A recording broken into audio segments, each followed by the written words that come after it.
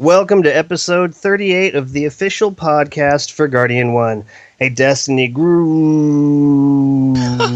I got Hawk Moon last week, and now I don't want to play on the Xbox. Dedicated to the prosperity of Guardians everywhere. We broadcast live Thursdays at 8 p.m. Pacific, 11 Eastern, right here on twitch.tv/Guardian1 Network. My name is Remy, and tonight I am joined by River. Remy, I hate your face. Crimson Warlock. Good evening, everybody. Jez. Good morning, everyone. And Agrios. Greetings, Guardians. We are going to be talking about all things Destiny, but first, housekeeping. All right. Everybody, thank you for listening on the podcast, however it is that you choose to listen. Be sure to follow Guardian 1 on Twitter at G1Net. That's G1NET. And just a reminder, the Twitter account is the only instance where we use the number 1. So again, that's G, the number 1, NET. In addition, be sure to check out the Guardian 1 website at guardian1.net. You can also send us feedback to our email, feedback@guardian1.net. We also have a Bungie.net forums group. If you want to join, just search for the group name Guardian 1. Guardian 1 has its own clan, so if you want to join the Guardian 1 clan, just select the buttons that say set as PlayStation clan or set as Xbox clan after you join the group. We utilize the forums for comments and feedback, so be sure to join the conversations going on there. Big thank you to all of you who are currently in the Twitch chat, tuning in live. As Remy said at the top of the podcast, you can watch the show at twitch.tv/Guardian1 Network. We broadcast every Thursday at 11 p.m. Eastern, 8 p.m. Pacific. If you can't catch the show live, you can always go to the Guardian 1 YouTube channel at youtube.com/Guardian1 Network. Guardian 1 is a very proud member of the Guardian Radio Network, so be sure to check out the Guardian Radio Network website at theguardiansofdestiny.com. There you'll find all the different podcasts as part of the network, including the flagship podcast Guardian Radio. They broadcast every Monday night at 10:30 p.m. Eastern, 7:30 Pacific on twitch.tv/Guardian Radio. You can also follow their Twitter account at Guardians of D, and their YouTube channel is youtube.com/Guardian Radio. Other podcasts include Warlock School, TTL Party Chat, Aim Assist Gaming, Robust Radio, and if you want to listen to the Grimoire in audio form, be sure to check out the feed from Ghost and Echoes. That's all I got, Remy. Thank you very much, River. All right. Sir. Awesome. This has been such an awesome couple of weeks with Bungie, live streaming information about what's going on. I'm really looking forward to this being a part of how they do things in the future. Like, I think that this is working out really well for them. And for the people who have an audience, the many people from YouTube, this is really cool for them, being able to upload exclusive content and really take the conversation with them. I think it's really exciting. It's something I'm really looking forward to in the future. But Trials of Osiris, I think it's going to be great. Like off the top of the stack, I think that this is something that's, I don't know, when I think about if this had been added into the game at launch, I think people would probably be tired of it by now. But I kind of feel like we are edging closer and closer to the true vision of what Destiny is. And I decided that I'm going to do like a review of Destiny in my Dear Bungie incarnation as probably after a year, after a year is up. I will give Bungie, 1 year to fully realize what this is that they're giving us. Because, I mean, over the last 2 expansions, they've added quite a bit of content to the original. So why don't we get right into the conversation, and we'll see if we can kick this out in a normal amount of time. Agrios, what do you got for us? Nothing, apparently.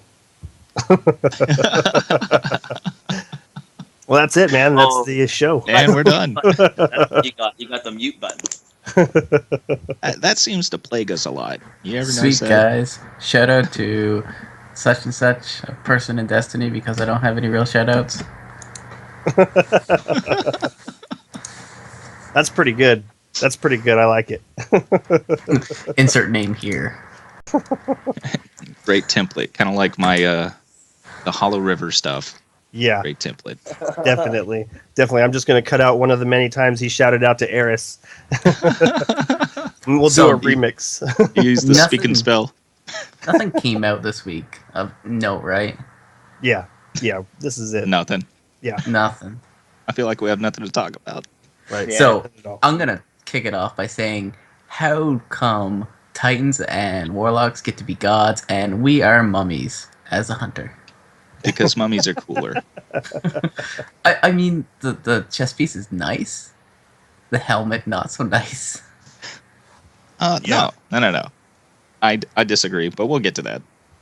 I think it's cool. The one I think got kind of screwed was the Warlock, because it kind of sits really high on the Warlock's head. I mean, I understand that's how it looks. If you look at the source material, the heads were really tall off of the shoulders of the body. I think it just looks odd. So That's just the ears. in case no one knows what we're talking about, Trials of Osiris stuff came out, and yeah, the hunter looks like he's smiling the entire time. But what I think they should have done is they should have had a cat face for the hunter. I think agree. They should have had a cat face too. Yeah. All That's right. it. It's the hunter's joke. I'm not a very good carrier, so don't trust All right. me. So for those watching at home on YouTube or at Twitch, there's a picture of all the different armors up right now, so you can see what we're talking about. Agrios, did we get you back? I am back. I'm here. Outstanding. All right. So this week we had special guest Triple Wreck in the studio to help Bungie release the Trials of Osiris. It was a good watch. I'm excited for the game mode myself. I'd like to thank Reddit for helping me compile the information, of course, for all this stuff here. But this is a nice summary someone put together on Reddit. I'm going to go ahead and read it here. Trials of Osiris is a weekly PvP event where Guardians compete in a 3v3 elimination to earn rewards. Elimination runs in rounds. The first to 5 points wins. There are no respawns. You must be revived. Your whole team dies. If your whole team dies, the round ends and your enemies score +1 point. Again, first to 5 points wins. Heavy ammo spawns once in the round after the team hits 3 points. After 2 minutes in a round, a central control point spawns. If you capture it, you win the round. If it's heavily contested when the round ends, the closest Guardian to the center pin wins. You must bring a 3-person fire team, and matchmaking highly favors opponents with good connections versus balanced matches. Like Iron Banner, power matters, so bring your best and most upgraded gear. To compete, you'll need a Trials Passage from Brother Vance. It's basically a scorecard that allows for 9 wins, 3 losses, or until the week's tournament ends, whichever comes first. Unlimited passages are available.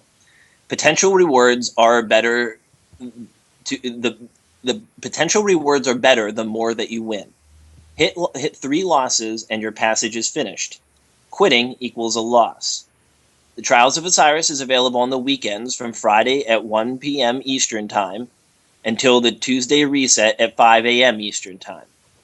That's the same map will remain active the same map throughout the entire weekend, and each weekend the map will change to a different map. The first map will be the Burning Shrine. In the weekly update, Bungie listed a few points. I'm going to go ahead and note those specifically. The Trials of Osiris is a special Crucible event in the House of Wolves. The new PvP endgame activity features an elimination game type.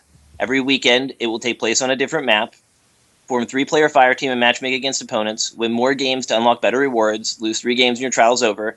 You may enter as many times as you wish, and each event runs from Friday till the weekly reset. Are you guys excited for the Trials of Osiris? Yeah. Yes, I am. Surprisingly, yes. Yeah, What kind of I'm a question excited is too. I'm excited too. I've heard negative. I've heard the negative. I would say that on the whole, this panel is not very PvP centric. You are clearly the exception, River, and you are what keeps us rounded. I actually feed off of that. Like, you getting excited about PvP makes me excited about PvP, and especially after that one time we got to play together, it was really awesome. It was fun, right? It's a lot of fun. It was a lot of fun. And I think it has the potential to be that for everyone. It's just getting your feet wet, and Bungie talked a lot before Destiny came out about sloping the floor and how they were going to see if they could maybe not super influence what they're going to do, but it would kind of make them think about what they wanted to do. And I think that this is another example of one of those things. In addition, there's going to be well, I guess we're going to talk about that in a little bit. I guess we'll talk about what's going on for reals right here, right now. And so the two things that I wanted to get to for this specifically was, you said that 2 minutes into a round, there's a control point that pops up. Correct. That's cool. This is really cool. So you either mow them over, you either mow the opposing team over, or you can hold out and try and take this control point. And so what does this mean? Wait a second. No, we know what this means. And then additionally, the same map. I think that the way the match goes from just almost a skirmish to control is really cool. And I think that the same map being played the whole time, I've heard quite a few people say that this was going to get boring. And I kind of feel like this is the way that we're going to be able to really hone our skills, for this really heightened event. Like, I feel like playing on the same map, like I'm going to be able to edge closer to my understanding of this. Instead of having to completely change my play style and what I'm thinking, I can really go in there and focus on this. I think those two things are what's going to be amazing beyond yes, River. Straight to me. One of the things that I want to comment about with the whole same map for the entire weekend is that I totally agree with you, Remy. This is a really good opportunity for those who have a team to really hone their skills and get to know the maps very, very well, because it'll be your one-stop shop for that one map. Go out there, explore. You don't even have to try to win if you don't want to. Right? But yeah, you really don't. But if you roll with the same guys, the same two guys all the time, and gals, and really work on your communication and get to know each other a little more intimate in these combat situations, this is just going to be a good thing. And you can still go on Rumble whenever you don't have your buddies with you and hone your personal skills, but your teamwork is what's ultimately going to make or break you in this. Absolutely. Warlock, we got something crazy going on with your mic. That's my mic? Yeah, it's going nuts. You're All right. pushing like crazy. It's totally your mic. So Sounds like a highway. he's doing this while skydiving, and he's on vacation with his wife. They're like, it's like their anniversary, and he's like, "Look it, I gotta talk about Destiny, okay?" They're getting married. They're skydiving, getting married. That's dedication. Yeah, I'll keep myself muted as often as possible then. I think that in addition to what you were saying, River, it's having that variable taken out, where instead of it being like, I'm already tired of all of the maps in Destiny, and any map I get isn't going to produce a yay out of me. The idea that I just know the next map is what the next map is going to be, I'm not going to be let down. I'm going in to play this map this weekend, and and to really find out where everything is, like where are the best places to sneak up on people, where are the best places to not be, because the sniper lanes are too open there. Like, this is so exciting. And one of the other things that you're going to get out of this, and this is a huge plus in my mind compared to what a custom match would be, is say you have it's you and your two buddies plus 3 of your other buddies in a custom match, and you're constantly playing each other. Well, that means you're playing against the same opponent. In this, you're always going to be match made with somebody different every single time. It's not going to be the same folks. So that's, again, you're going to have to go with the flow of teamwork, constant teamwork, and working on varying situations on the same map. At least it's a really good opportunity to hone your PvP skills, whether or not you like to play it. And I think everybody can get something out of this, whether or not you play PvP, most definitely. Absolutely. Crimson Warlock. Okay, I am just super excited about this game mode just because it feels more like the type of game mode that I kind of wanted to see from the beginning. Just quick fire matches, small teams, and just a lot of fun all around. Jez. Well, I think one of the things that's going to keep it fresh is the short round, because once it's over, you're starting again. Like, you're not going against the same bubble strat over and over again. Well, you could be, but once you see it once, you know that they're going to do it again. But, like, it's going to be much easier, and also with the low player count, it's really a thinking game.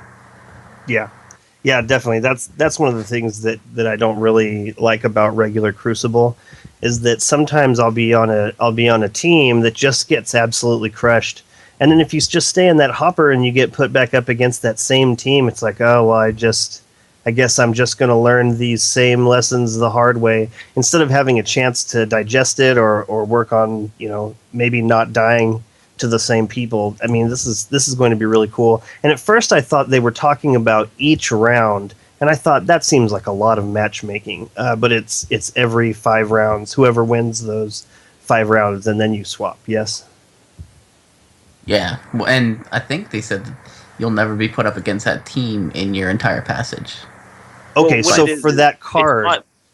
Yeah, for that card. It's not just 5 rounds. It's the first of 5 wins. Oh, yeah. So, I mean, you could end up playing like 10 games. Oh, I see what you're saying, yeah. Well, you could end up playing 9 games, I should say. Yeah, it's basically best of 9. Yeah, that makes sense. Agrios. Yeah, I'm just really excited. Everybody pretty much touched on everything that I might say in particular about it.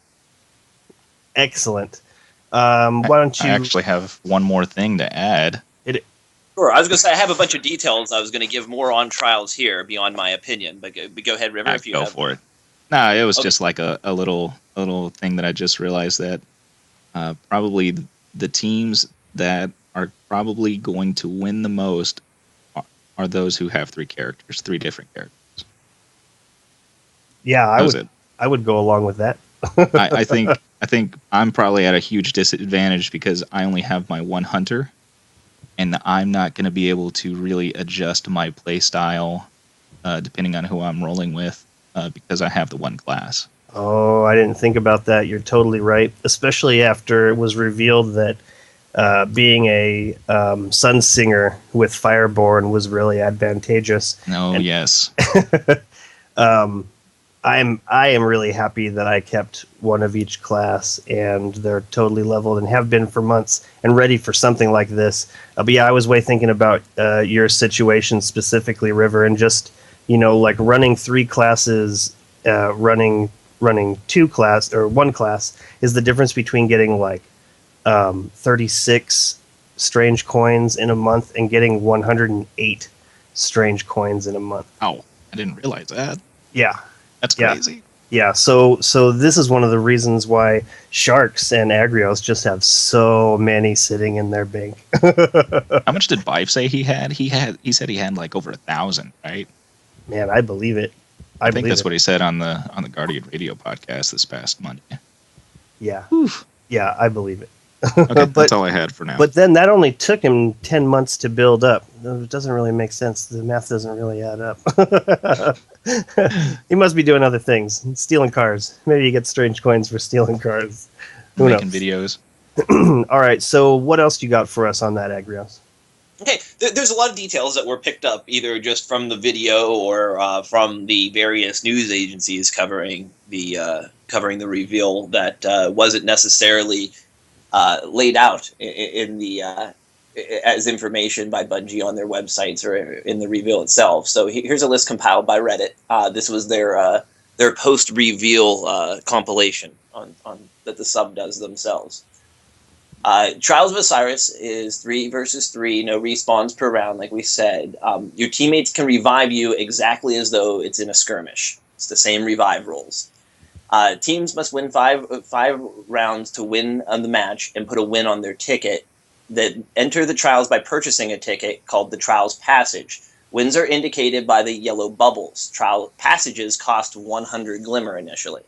You may purchase bounty-like items similar to exotic bounties, where completing all the sections will get you a reward. We know about the Fate of All Fools was given to someone already, and that, from what we understand, will be obtained via an exotic bounty with several sections to complete. Several buffs are available for purchase, such as the Mercy of Osiris and the Boon of Osiris. All buffs may be active simultaneously. Passage coins are required to purchase these buffs, and they can be acquired via the Daily Crucible missions on the Director main screen. The Mercy of Osiris and the Boon of Osiris do things such as your first win of your passage grants you 2 win points, or your first loss doesn't count against you. And I don't think we know exactly what the third one does for certain. Gives you an extra win. Yeah, it's Yeah. an extra win if you win. But Your Bungie first didn't one. confirm that yet. That's via data mining, isn't it? No, we No, went that over it on was- the show last week. That Yeah, it was- that they was on the confirmed that all reef. 3 of them did? Yeah. Yeah. Oh, okay, I thought there was only 2 of them there. I missed one of them somehow. I mean, what was it? I think there were only 2 during the stream. Yes. Was it yesterday? Only this during the stream, which I would assume that was because he used that last one to get to where he was initially. And last Okay, week, 'cause I whenever didn't they were see doing the reef reveal, that's when we saw all 3. Yeah, exactly. Okay, gotcha. I missed the third one. No, All that's right. all We saw the Summoner auto rifle, the Watcher's Grips, Hood of the XL1 and Hood of the XL2 in Brother Vance's stock. The trials will occur on only one map. We already mentioned that. You will need to bring your own fire team. We already mentioned that too. Oh yeah, we will find your enemies. We will not find your friends. Was the quote they used during Bungie's live stream for that one. The sample scorecard from the first round shows that it will be quick, 2 minutes on average, according to Bungie. The vendor gear on Brother Vance can drop as match rewards. You may not necessarily have to grind rep for the items. Gear dropped as rewards can be ascended to Light 34. However, gear purchased directly from Brother Vance after winning enough matches in one ticket comes at max light. Matchmaking will be based on connection types, as we said before. Therefore, players with low connections will be paired with each other, and players with good connections will be paired with each other, and then skill after that. If you quit mid-match, it counts as a loss on the ticket, and sudden death occurs at the 2-minute mark in an individual round. We already talked about that too, sorry. The House of Wolves will add 12 brand new legendary items to the Crucible loot tables. Reaching rank 3 during an Iron Banner will grant 1 Etheric Light. Reaching rank 5 during an Iron Banner will also grant 1 Etheric Light. Crucible Marks and Crucible Reputation will be getting an increase of 100% for every source. They'll be doubling those. That's going to be awesome. I've already done so much thinking about this, and I'm super excited to go into it now. Like I can definitely go in and max out my marks per week under this scheme. Continue.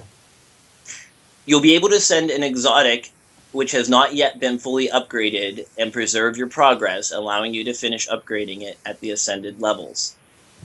Post-Carnage rewards from the Crucible are increased by 100%, and your quality of play will now influence those rewards.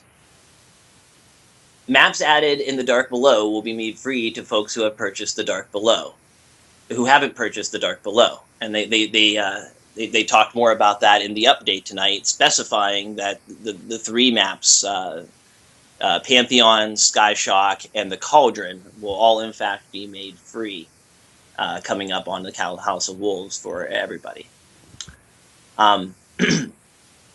The brand new Elimination game mode seen in Trials will be available as a standalone Crucible playlist mode. What is that?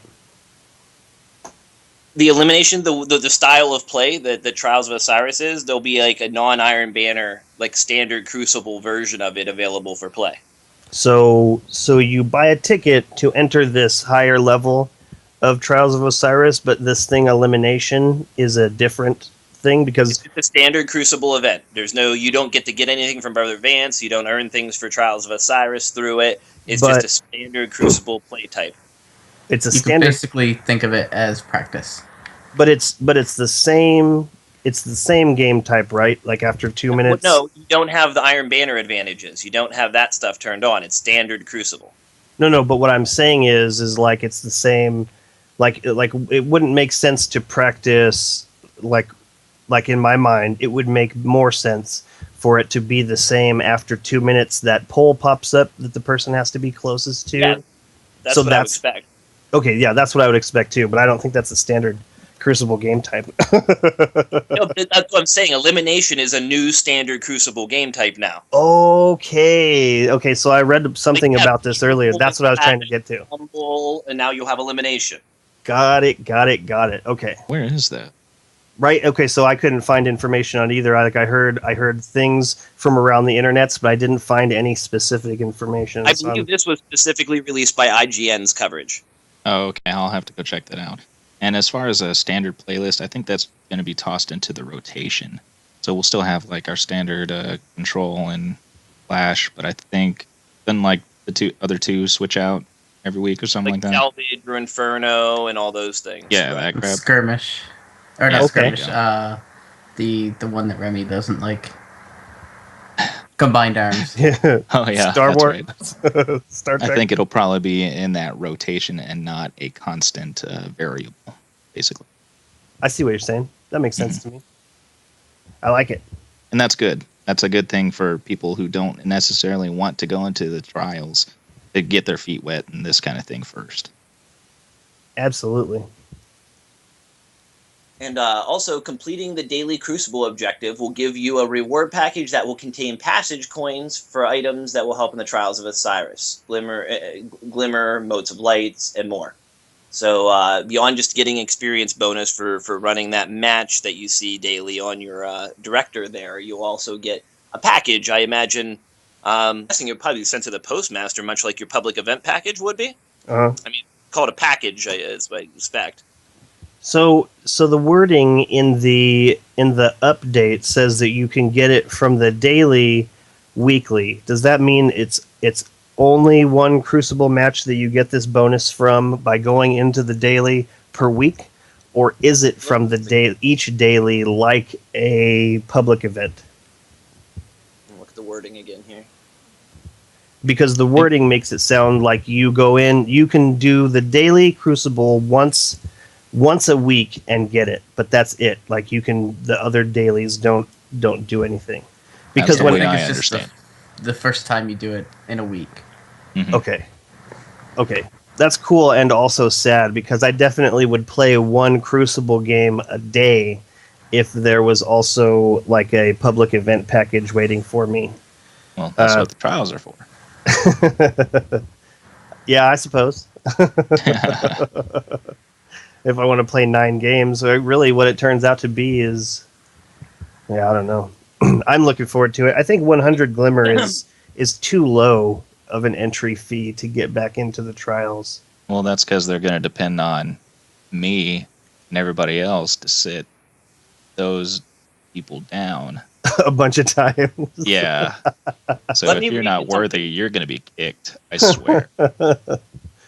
Okay, on the subject of the package, let me read you this. In the update, it says, your first match in the daily featured Crucible activity will earn you a new reward package each day.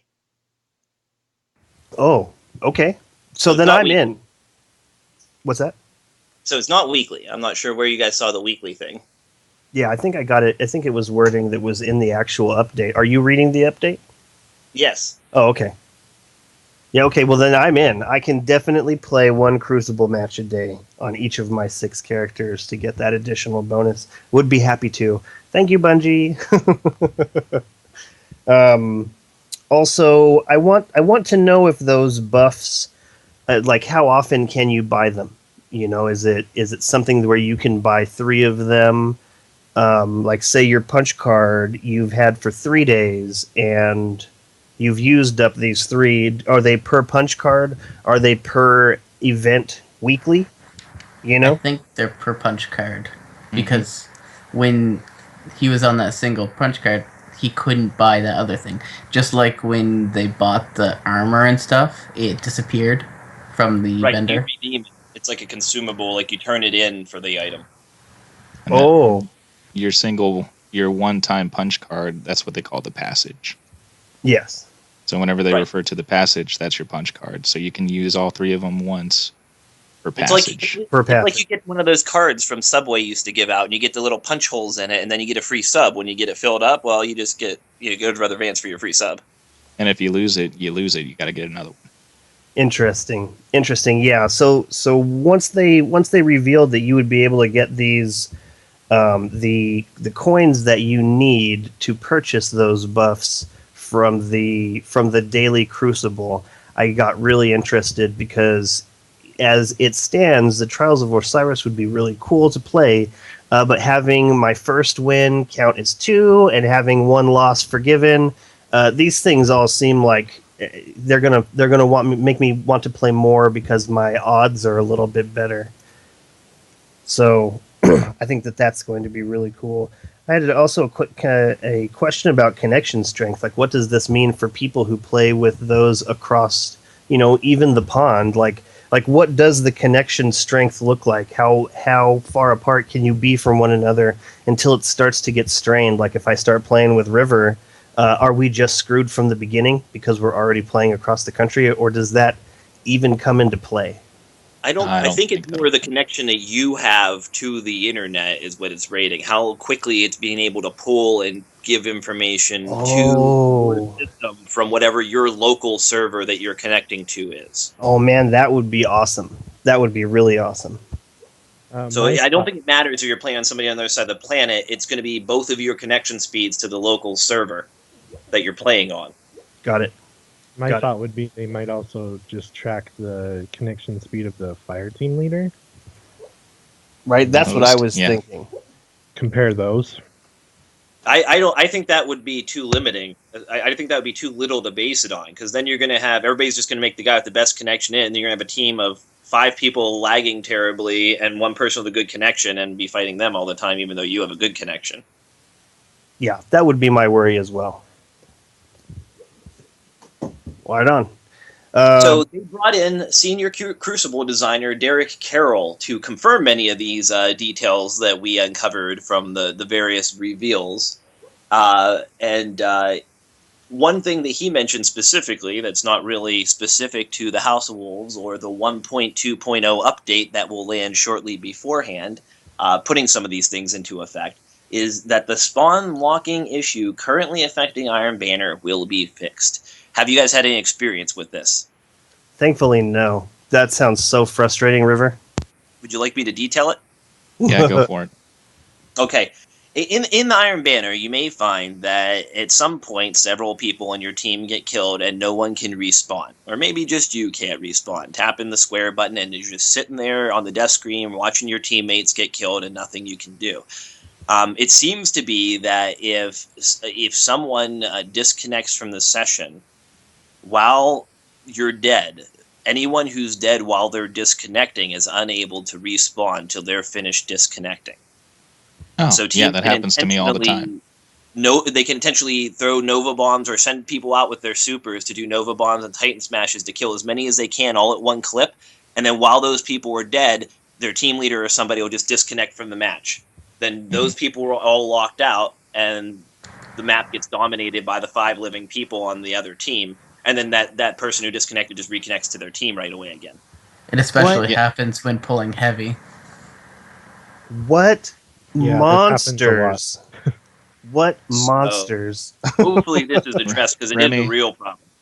Remy, you played Halo 2, right? Yeah. It's those monsters. It is those monsters. Don't act like you don't know, man. You know what it is? It's just so surprising every time. Like, I don't know. I remember playing Halo 2 and the modems having that pause button, and people would abuse that. Oh, man, it was the most horrible experience I've ever had with Halo 2. I swear I just wanted to quit. But I never did. But anyways. Monsters. I would try to make them, pay for it.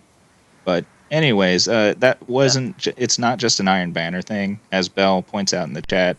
It is also in normal PvP. Me and her have experienced that several times.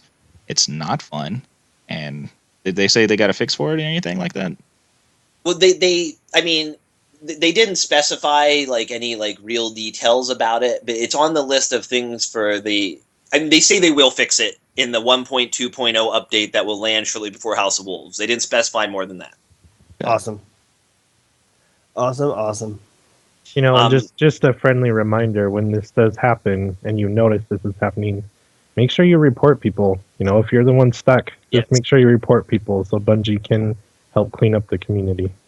Good point. Good call. That way they can at least look at the data. I mean, we don't know if it's being done maliciously, because if someone legitimately flicks the power flicked off in their house and disconnects and you can't spawn out, then, you know, that just happens and is the way the game works right now. But if you report it, it's not necessarily going to hurt that player. They would have to get bunches of reports to get them. This is just information for Bungie. Don't feel like you're unnecessarily getting someone in trouble by reporting the issue. You could just be helping them out too.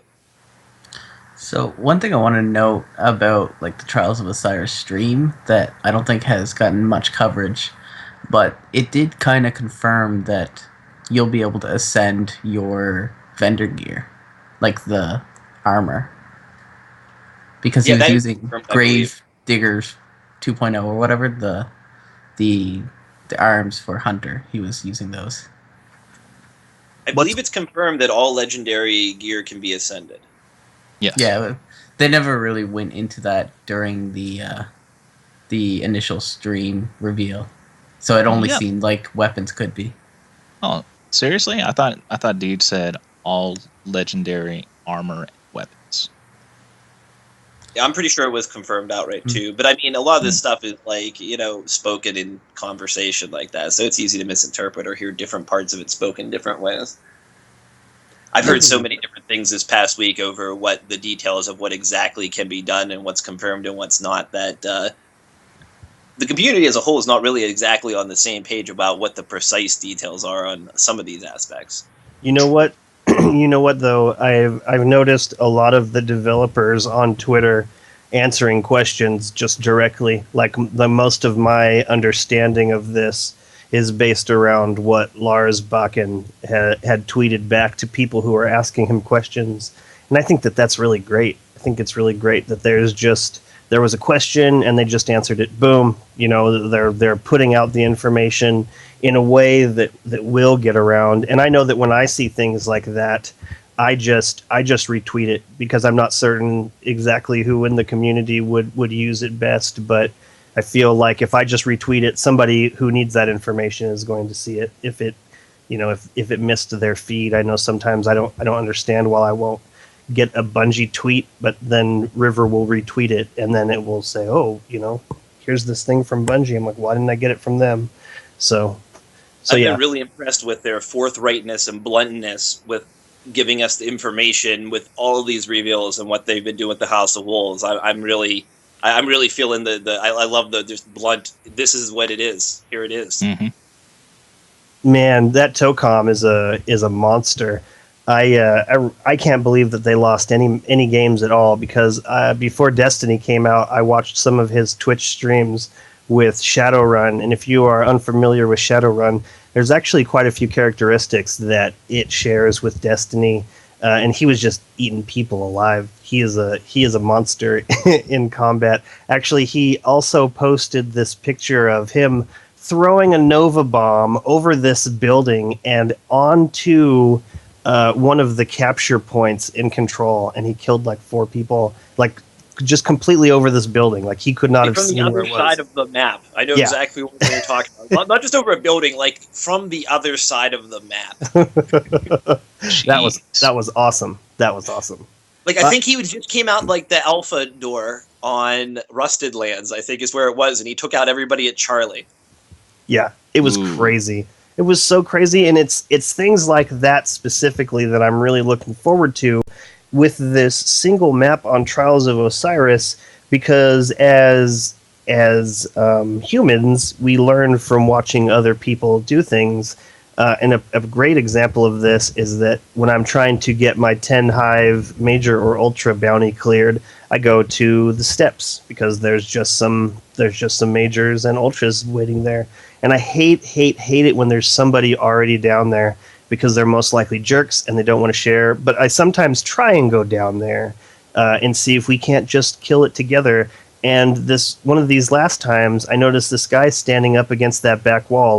Like you go in there and you kill those dudes, and when you're running out of that door, you just run straight to the back underneath this triangle on the wall, and they will respawn from there. And ever since then, I've been doing it, and I've been passing this information off to other Guardians. It's just, I can't wait to have that level of focus on one map, because I will just be able to accumulate knowledge and the best course of action. And man, I tried this 10 times, and I'm not going to try this again. The focus is going to be amazing. It's going to be a lot of fun. There's going to be awesome rewards. I'm really curious to know what they're going to give away as the stone reward, because, I don't know, it's the first thing that you can earn. And how many wins is that? How many wins do you have to get to just get anything?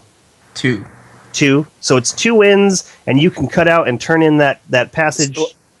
Not even, because you can buy that one boon that gives you 2 wins for your first win. So you can literally get a ticket, buy that boon, win once, and come back and get a reward. Okay. So there it is. Don't lose more than 2 times, get 1 win, and you can get that stone package. No, you can buy the other boon and actually lose an extra time, so you can not win more than 3 times. They're making it really easy to get that one. I think that this is going to be really cool. I think it's going to be really cool. I'm liking everything that I'm hearing so far, and I'm not a huge Crucible buff. Moving on. Bungie has a new Trials of Osiris event page, along with the evolving coverage on the House of Wolves page. Lots of awesome pictures and details to check out over there. They also brought some special guests to the studio who were cleared to launch details about their new maps after the Trials of Osiris went live. Dado Does Destiny put out series videos. My Name is Bife put out series videos. I highly recommend My Name is Bife videos. I loved his tactical breakdown of each of the maps. The maps are the Black Shield. A decommissioned firebase is believed to have been a key defensive position used by the Cabal when they established their war base on Mars. The Thieves' Den. This fallen hideout, located in the Calderas of Venus, has been cleared for a Crucible combat. The hideout itself remains intact, complete with an idling skiff and constant reminders of the Fallen's presence, providing Guardians with a vital trading ground. Widow's Court in the new European zone. On the edge of the European Dead Zone, there are countless stories of the events that have left this village a ghost town. Guardians now use its eerily quiet streets as a training ground chosen by Lord Shax. And the PS exclusive Timekeeper, set within a mysterious clockwork-like structure on Mars built by the Vex. So those are exciting. Particularly the Widow's Court has a completely new scenery going there. It gets me excited for that and what's to come even beyond, you know? Okay, so for those watching at home, I've got a capture up of Widow's Court, and this one I'm so super excited about for two reasons. Number one, because this was some of the concept footage, like some of the footage that we saw before the game was released.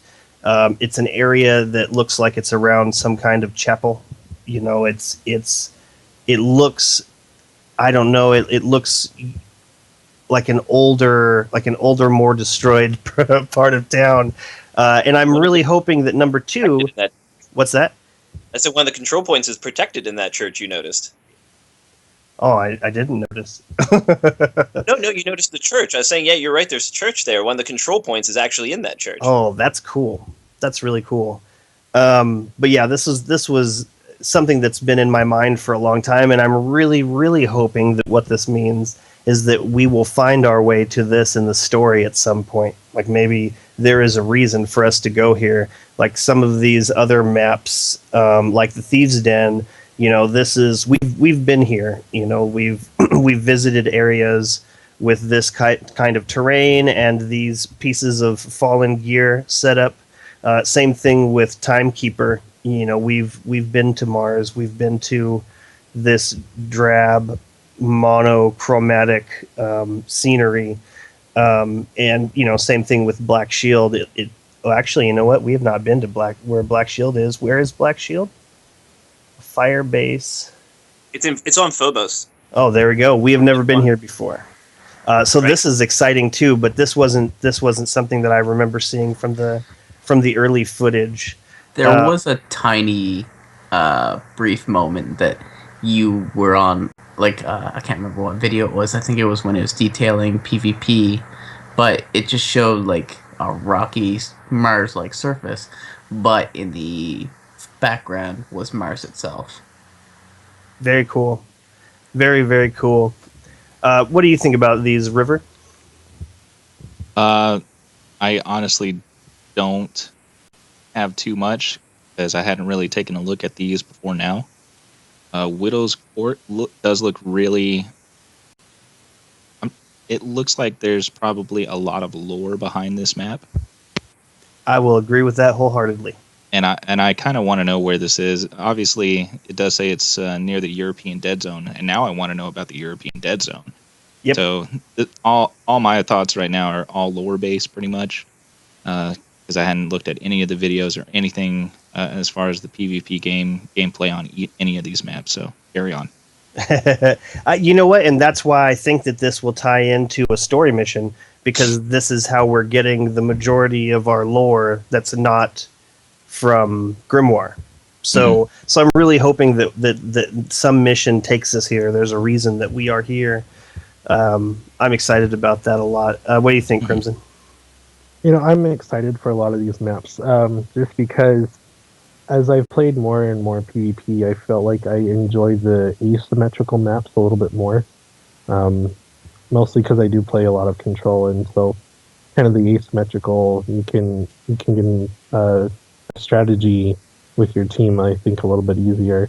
And so seeing, you know, a couple more asymmetrical maps will be fun. But yeah, I'm excited to understand more of these locations in the lore. You know, why are we here? You know, what caused it? That Widow's map on Earth is, again, like everyone's saying, really exciting. I want to know more about that. But all of them just look fun.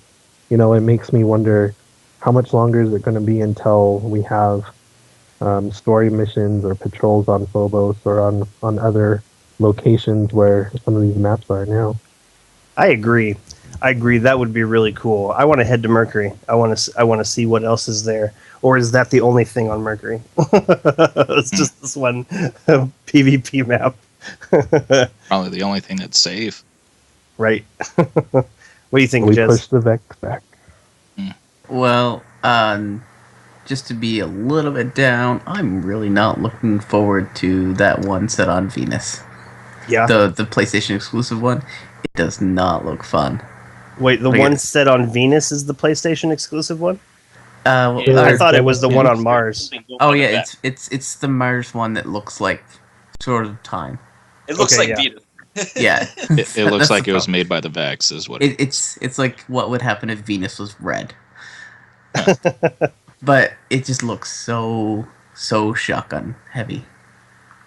Interesting. That's an interesting take. You figure they're gonna give one. I don't know, like if they have one that's real snipery, then they're gonna have one that's real shotgun-y. Yeah, they Maybe don't look extra as variety. they don't I look mean, as one skin used to stuff. they don't look as crazy like focused on one thing as the Dark Below maps did. Like they were like, oh, this is the sniper map. This is the shotgun map. It seems to be a bit more balanced, which is I good. agree. Agrios, and then moving on. I'm excited for these maps, but as excited as I am for these maps, I'm excited for what they mean that we may see in the future. Like, we know how far back you already mentioned that we saw images of the Widow's Court from the European Dead Zone, and we've seen images from Phobos because we saw Mars in the background, and like Jez said, and it makes me excited for the other images we've seen and I haven't seen in game yet. Like I mentioned to you, I think before, there was a particular one where there was all these crazy trees in a very, very plush forest, and I thought it would be exciting to have, like PvP battles like straight through like a relatively dense forest of trees. Stuff like that. So as excited as I am for these, I'm excited for what I may see in the future releases, based on that. Moving on, we have there are a couple other things that have been noticed by the community throughout these reveals. I wanted to point to the possibility of gun skins and or shaders, and in the images we've also noted a non-revolver style pistol. So those are two interesting things that we don't know anything about yet, but we've seen pieces of different guns that we believe are guns that already exist, like Fang of Ute and such, with completely different patterns and colors on them. And Bungie's mentioned the interest before in moving shaders to other types of objects. Do you think we're going to see that in this release? No. No. I think that's I think that's something that they are probably actually working on, maybe even feverishly, but I don't feel that it's going to be in this iteration. Breakdowns of people comparing the images that Bungie's released off the web pages to existing weapons, but they're completely different colors, like the Fang of Ute, like with the unique spikes and such. Yeah, I've not seen those. You mean like the Baltic Glass ship that has the added Crota stuff to it? Yeah, I think that's what he's talking about.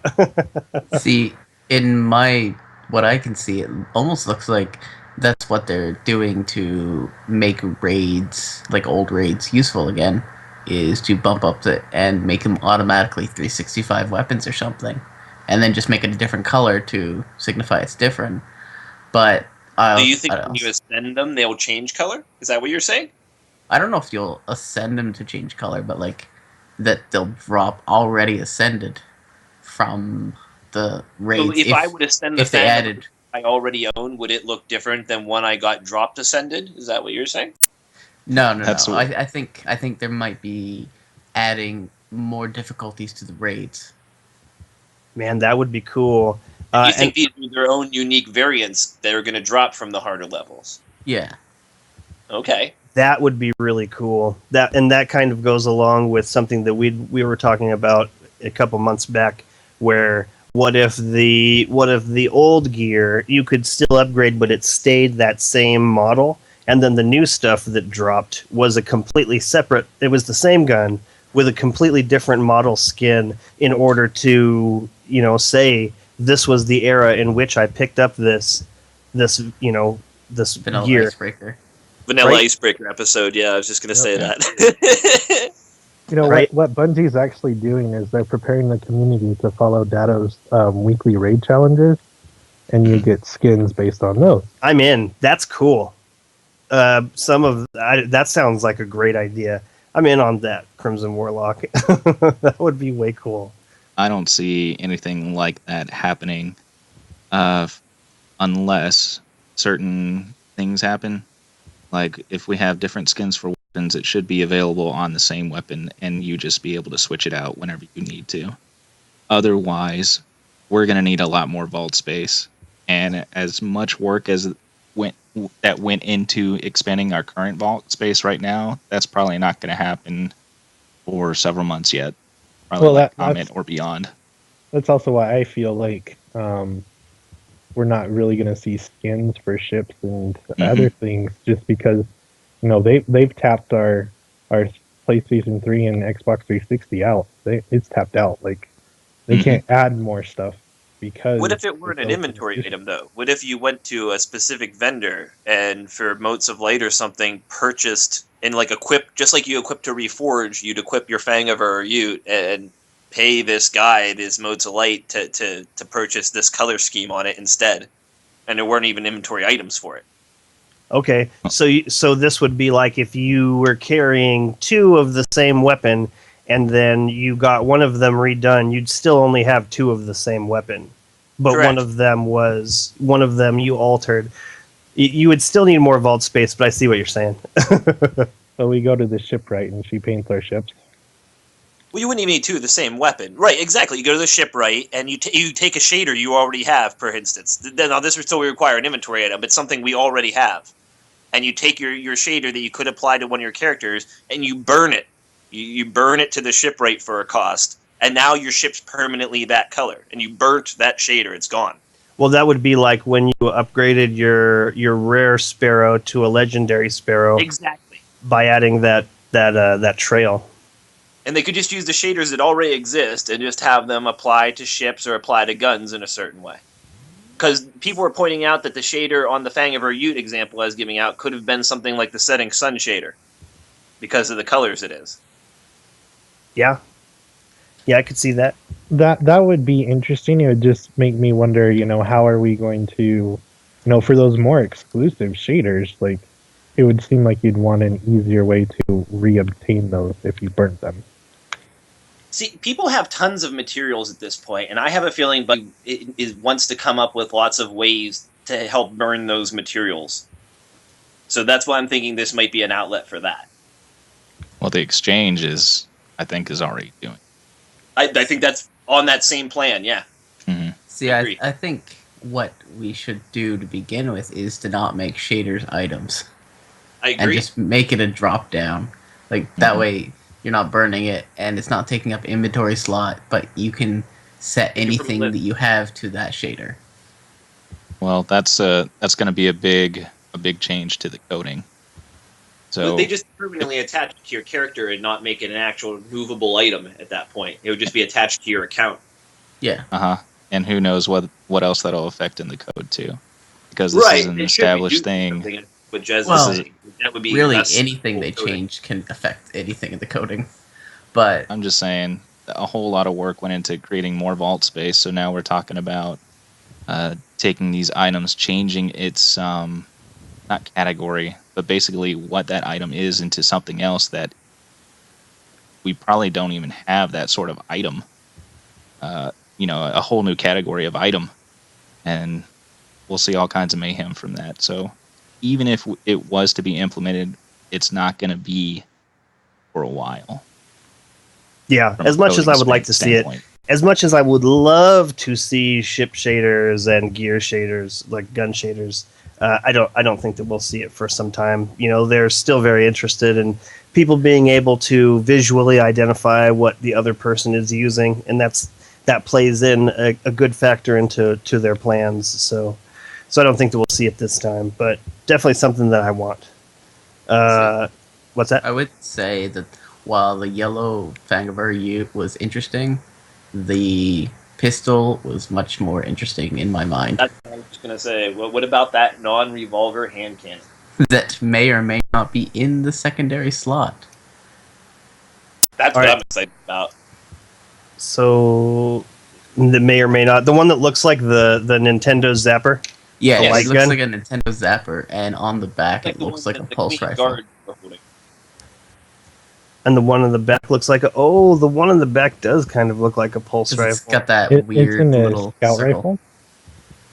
Rifle? I think they have a similar back end, but it's just got the circular like magazine at the back, Oh, okay. and I think that's how pulse rifles load. I can't remember now. All right, let's see if I can get this onto the... Okay, there it is. So this is the gun that they're talking about for those watching at home. It does look like the Nintendo Zapper, and this does look like a Scout, or at least a primary. It does look like a primary. Very cool picture. I'm very excited to see what that's all about. Anyone else? And then moving on. I agree with Jez about it being exciting that it might be in the secondary slot. I've wanted a hand cannon type weapon for my secondary slot since Destiny was conceived. Just with certain primary and heavy combinations I'm running, I just want something that can kind of do singular range in that spot. And either you try to pick a sniper that you can use in close action pretty decently, or a tight spread fusion rifle, or a shotgun with really long range to fill that particular slot. Right, or... And originally started in the secondary slot and then were moved to the primary slot at the same time snipers were moved from the heavy slot to the secondary slot. That's crazy. It must have been so nerve-wracking to be part of those discussions. How do you put this hierarchy like this? How do you switch pistols from a secondary to the first? You have to balance them all out. Or you could just get a Hawk Moon, and then what you get is a primary shotgun with the range of a sniper rifle, which is basically what it is. I can't believe I got Hawk Moon. I'm so excited I got Hawk Moon. I remember in the build-up being like, oh, still holding out for pistols, hoping for pistols in addition to hand cannons. But nope. They dashed those dreams. Sadly. All right. So our next bunch of info that we're going to get is going to be our Prison of Elders reveal coming on Wednesday, May 6th, 11 a.m. Pacific time on Bungie's Twitch channel. This time Professor Broman has been sentenced to the prison, and hopefully we'll get a lot of juicy info out of that as well. I'm really excited, probably for this one more than any of them so far. Absolutely. This particular one has a lot to live up to. Ever since the announcement of no raid, the community, I think, has been on edge for this one, and it's going to be party time or controversial uproar time come next Wednesday. Absolutely. And it's going to ripple through the community, much like all of the info from the House of Wolves has done. I remember they said no raid, everybody lost their minds, and then they started announcing these other things, and people are really getting into it. And it's exciting. It's exciting to watch. It's exciting to be part of. It's exciting to talk about. And I am definitely most excited about the Prison of Elders. Like this Trials of Osiris is super cool, but it seems to me one-dimensional in comparison to what this Prison of Elders should be. So I don't know. I can't explain how excited I am about it. River, are you excited about the Prison of Elders? River is not excited about the Prison of Elders. He's PvP or no P at all. Crimson Warlock. I am super excited for the Prison of Elders. I am excited just to have a new type of gameplay experience within the game. This is something new to all of us. It's not a raid, but it is endgame activity, and it'll be different. But I also do like the fact that, you know what, I can get... Yeah, I totally know. I think we just lost Warlock now.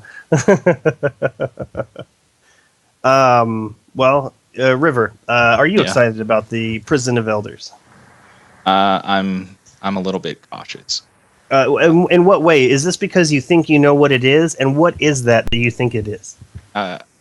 It's not that I know what it is that I'm completely overwhelmed with Trials of Osiris. I feel like Bungie really delivered on this PvP in-game content. And since there is no raid, I'm not really sure what to expect from the Prison of Elders. So I'm just being a little bit cautious with my expectations. And at this point, there's all kinds of rumors about it being some sort of horde mode, which I would be okay with. However, we have done horde, we have done firefight before, so I'm not really sure what they can do to kind of mix the formula up from previous iterations.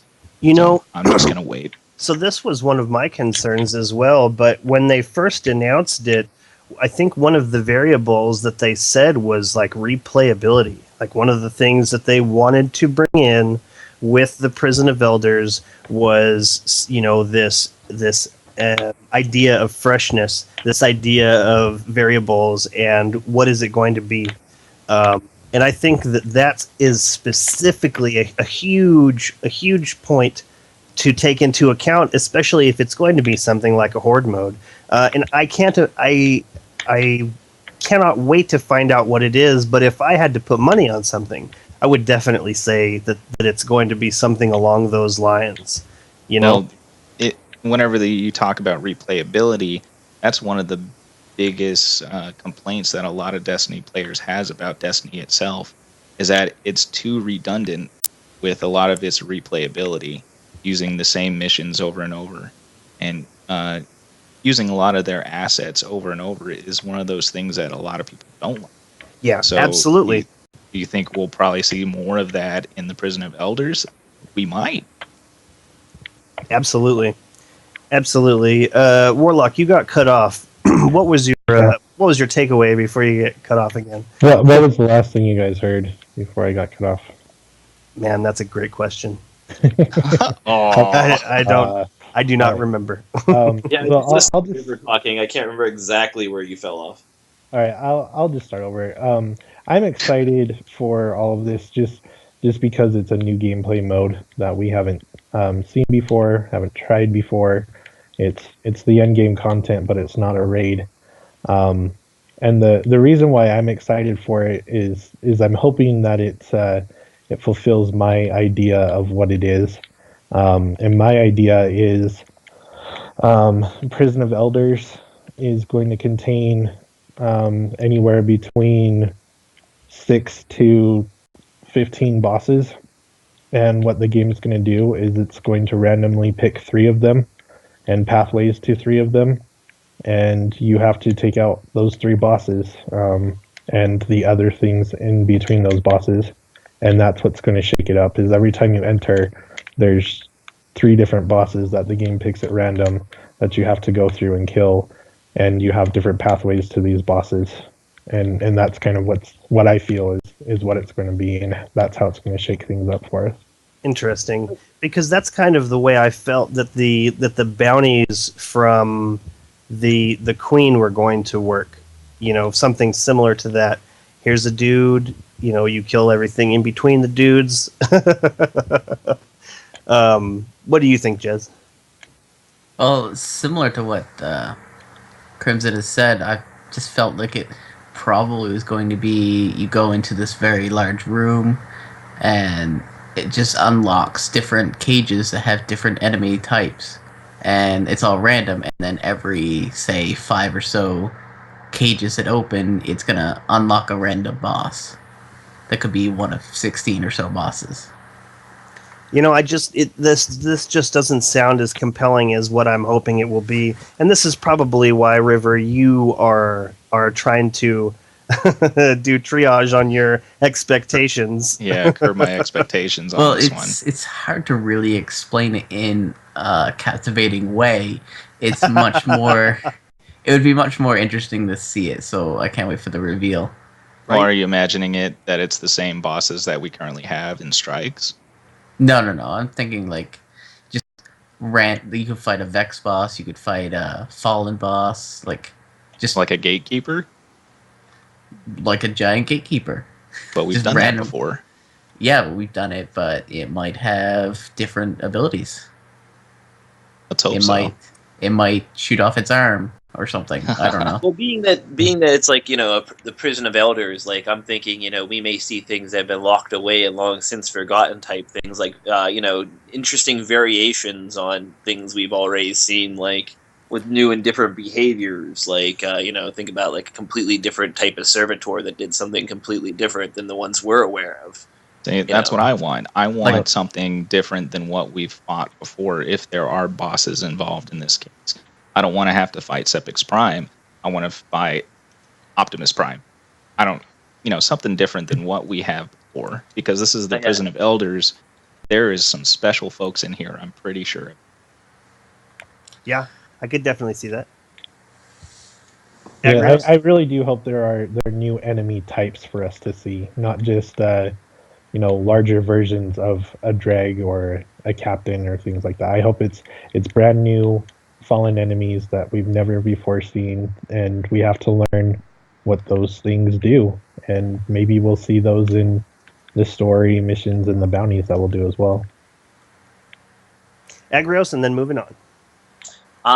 Pretty much what everyone said so far, I agree with. I'm interested. I want new and interesting types of enemies. I want randomization for repeating type things.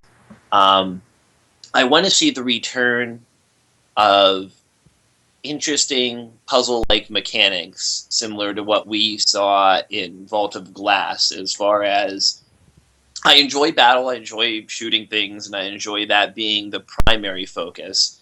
But I also enjoy, like, when you get to the boss, there being something interesting to it more than just shooting the crit from safety.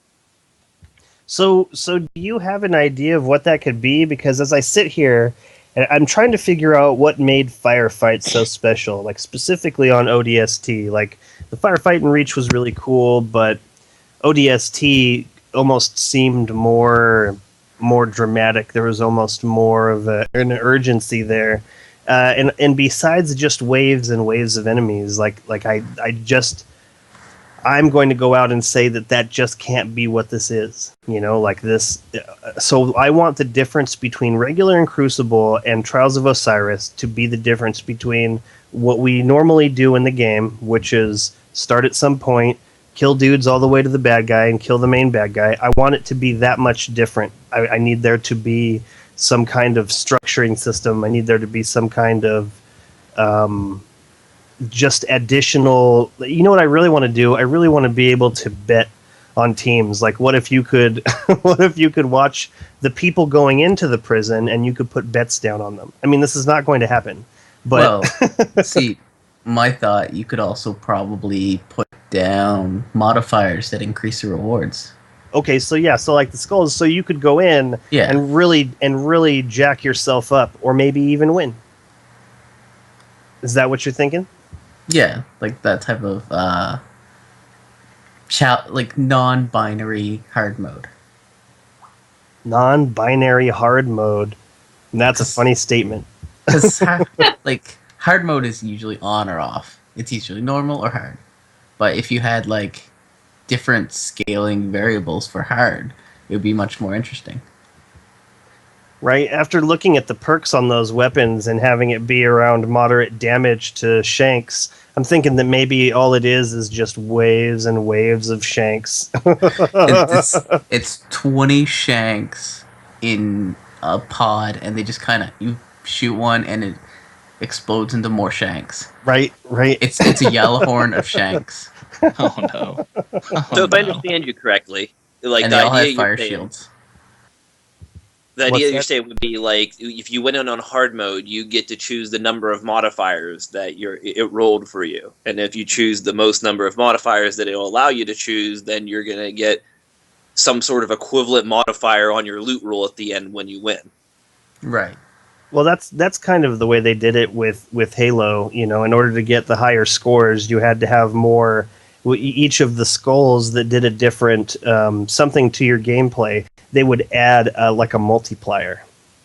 So if you wanted to get 50,000, you could do it with no modifiers and it'd take you forever, or you could add 2 or 3 and it wouldn't take you as long, but it'd be more dangerous to get there.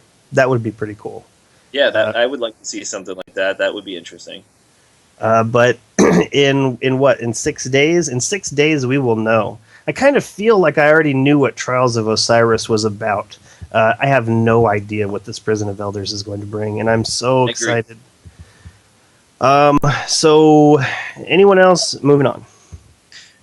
Something that hasn't really been talked about, hasn't been really been stressed, I should say, but it's listed on the reveal schedule on Bungie's website for the House of Wolves and whatnot, is that also, along with the Prison of Elders reveal, there's supposed to be information about the new co-op strike being revealed that same day.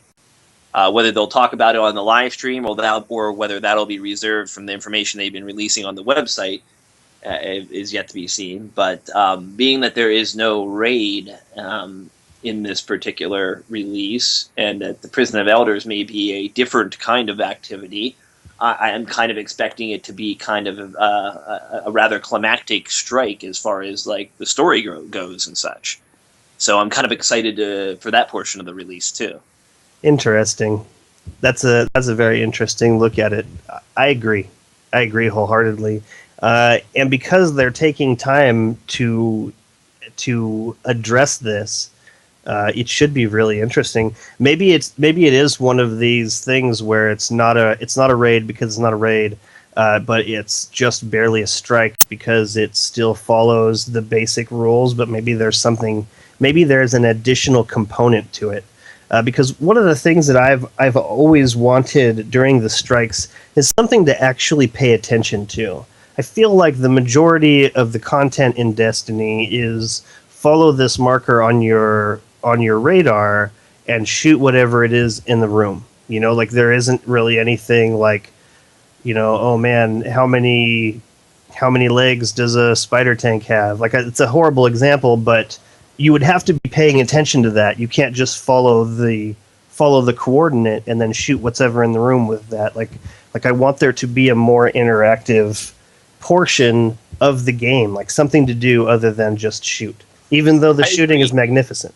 What if they use these locked up relics to flesh out more of the backstory of the aliens? Oh my god, what if that's how they introduced much more lore? Like each of these things is imprisoned for a reason, and they probably all got a story to tell. I like that a lot. I want bosses that talk to me, damn it. Me too. I was just thinking about this. I was just thinking about how, when you go to face Crota, he isn't like, oh, you Guardians are going down. Like, I'm curious to know more about To be fair, the Crota intelligence. does say, come closer. Does he? I think it might be the Fist of Crota mission, though. No, wait. It's the Awakening Crota mission. He Crota's says, Awakening. come closer? Yeah. But that's all he says? I think he, whispers it to you really creepily. That is creepy. I don't know that I've ever heard that. Anyone else heard that? Go play it and turn your sound up. Man, creepy. Turn the music off. But yeah, other than that, it's not like he addresses you, you know. And so there has You're to too be insignificant. There has to be some reason why these creatures are doing this. There has to be an intelligence behind, what all of these things are doing. And I think that that's definitely something that I'm thinking about. Something to go along with what you guys are saying right there, and then what I would like to see from maybe even this strike, like you said, you'd like to see more interaction from the enemy as far as like maybe talking to you, communicating with you, something like that, and something more than just shooting at the enemy. What I would like to see, and what made me think of something like this was in the Winter's Run strike, you come across those pikes, and you get to go through the section on the pikes if you'd like to.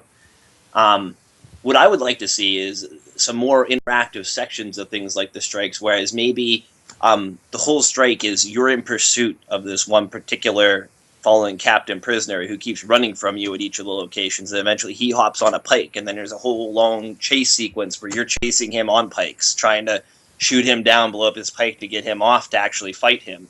Things like that, more than just moving from place to place and shooting things. I'd like to see something more story interactive, as in, oh, I understand why I'm moving toward this particular goal, as in like I'm chasing this guy, or have things that actually require interaction along the way, like that.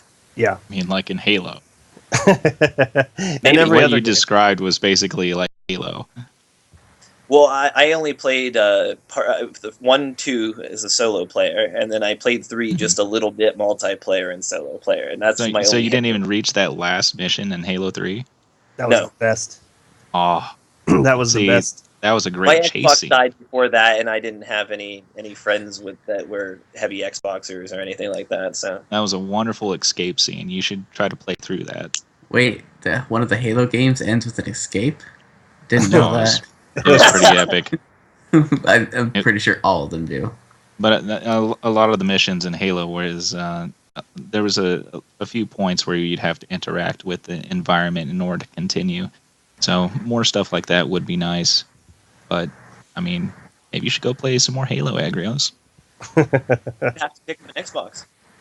Right? Pick up an Xbox One. You and Sharks need to pick up an Xbox One. Let's do it. And I need to get a PlayStation 4. Right. Yes, And you then do. we'll all play on all of the systems, and everything will be happy and sunshines. I would like to. I'd also like to see bosses that are that require a little bit more thought. They have a specific hitbox, but maybe you need someone to get the boss's attention to turn him around, and you shoot him in the back, and as soon as that happens, the boss turns right around and is on you. But it's not like he's going to kill you in like 1 or 2 shots. I'd like to see a boss that maybe isn't super powerful, but is much more difficult to maneuver, and that's what you have to do is get the boss in that right spot to actually hurt them. Sounds like a Cabal to me. Okay, so one of these specific mechanics that I think is really cool and underused and also could be very awesome is when you stop the Templar from teleporting in the Vault of Glass. That is a really cool mechanic. He doesn't have a chance to put his shield back up. I mean, certainly there's some Praetorians show up, but other than that, you can just keep wailing on him. Like, this is an awesome mechanic that I think that there should be more of this moving forward. Because if you have a team that can handle those Praetorian and are on top of that, that fight goes so much quicker than if you just try and wait, like stop him from. I mean, what if that was a requirement? So I don't know. What else do we got? Moving on. Amazing things can happen when we come together as a community, says Bungie Foundation manager Christine Edwards. Her call to action. On Saturday, April 25th, a magnitude 7.8 earthquake devastated the country of Nepal, leaving thousands dead and tens of thousands homeless and in need of food, medical attention, and shelter. As one of Asia's poorest countries, it has little ability to fund relief efforts and long-term reconstruction efforts on its own. Nepal needs our help. Right now in the Bungie store, you'll find a special edition Nepal Aid t-shirt. For $24.99, you'll receive a t-shirt, a custom in-game shader, and a custom in-game emblem. 100% of the profits will be donated to recognized charities that have direct relief efforts in Nepal. We'll be taking pre-orders of the shirt between now and Sunday, May 24th at 11:59 p.m. Pacific Time. Shirts will be put into production on May 25th and will begin shipping in early June. In-game items will be distributed in an upcoming feature update later this year. To claim your in-game rewards, you'll receive one Bungie.net redemption code for every t-shirt you purchase. We'll send it to the email address you provide in the checkout process.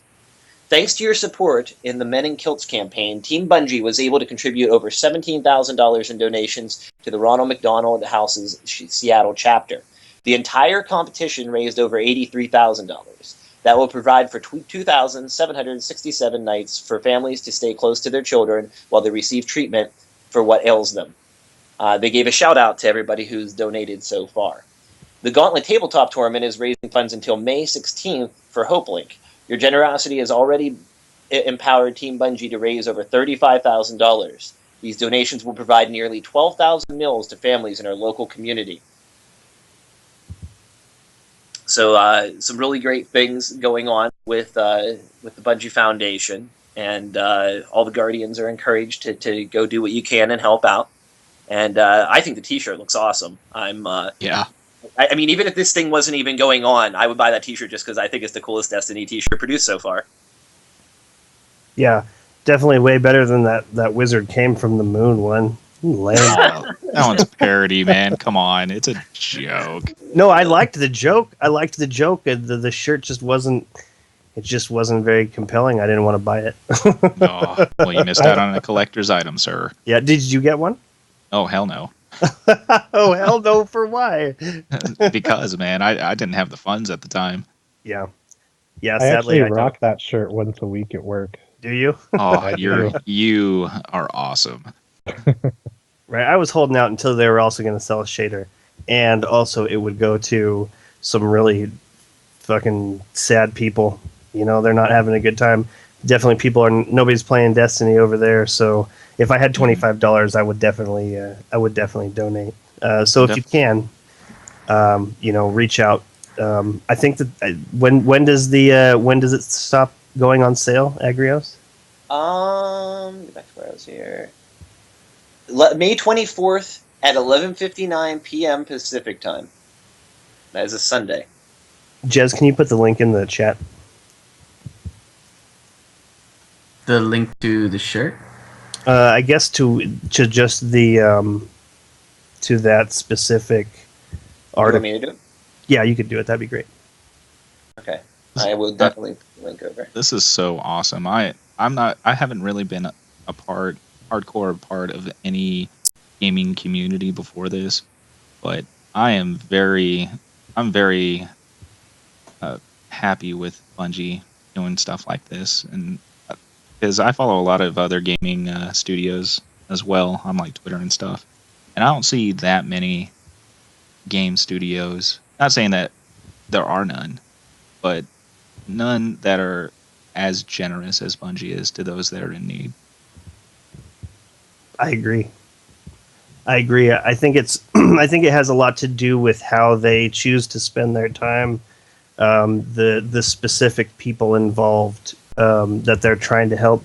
I think that just like with their games, they're very deliberate in what they're trying to do. they're very open to helping. To a great extent. They're opening this up for all of us to help out.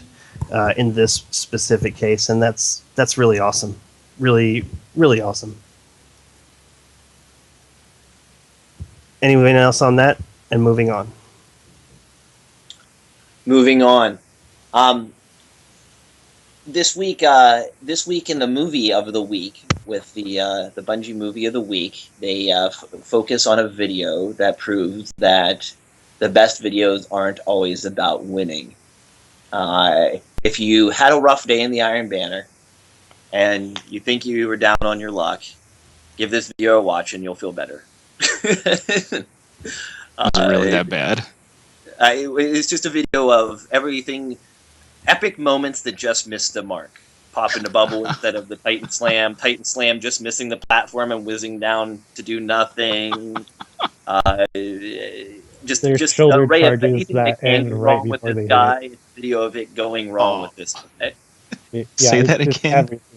everything. There's like 3 shoulder charges that just barely miss the mark, and then he gets shotgunned or something. Like, Yeah, there's a whole string of like, those. oh, The whole man. compilation of him charging in badass style, shoulder charge, and he just comes to a stop just an inch before a dude, and then like 3 guys just turn and pistol shot him in the head.